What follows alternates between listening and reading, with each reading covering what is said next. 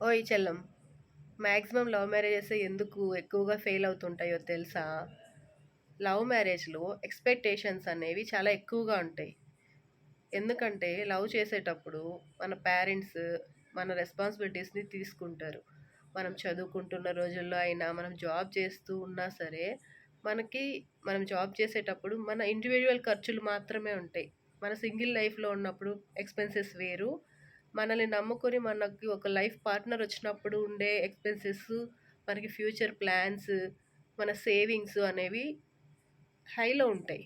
Comparing to single life, ఒక partner వచ్చినప్పుడు మనకి ఎక్స్పెన్సెస్ అనేటివి పెరుగుతాయి కదా! సో, ఆటోమేటిక్‌గా మనం ఏం చేస్తామంటే, మన దుబారా ఖర్చులని కాదు, మన ఎంజాయ్‌మెంట్‌ని తగ్గిస్తాం.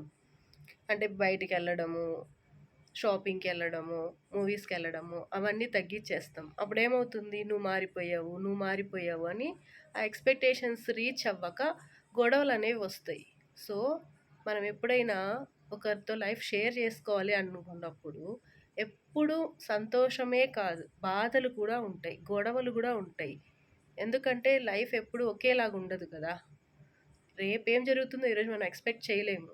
సో, ఎప్పుడైనా ఒక రిలేషన్ స్టార్ట్ చేయాలి అనుకున్నప్పుడు ఓన్లీ పాజిటివే కాదు, ఆ రిలేషన్షిప్లో ప్లస్లు ఉంటాయి, మైనస్లు ఉంటాయి.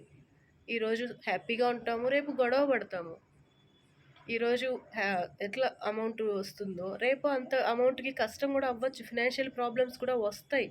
ఇవన్నీ ఒక రిలేషన్షిప్లో ఉంటాయి. ఇవన్నీ కలిపిన ఒక కాంబోనే రిలేషన్షిప్ అంటే అని రియలైజేషన్ ఉంటే ఆ రిలేషన్షిప్ హ్యాపీగా గడిచిపోతుంది.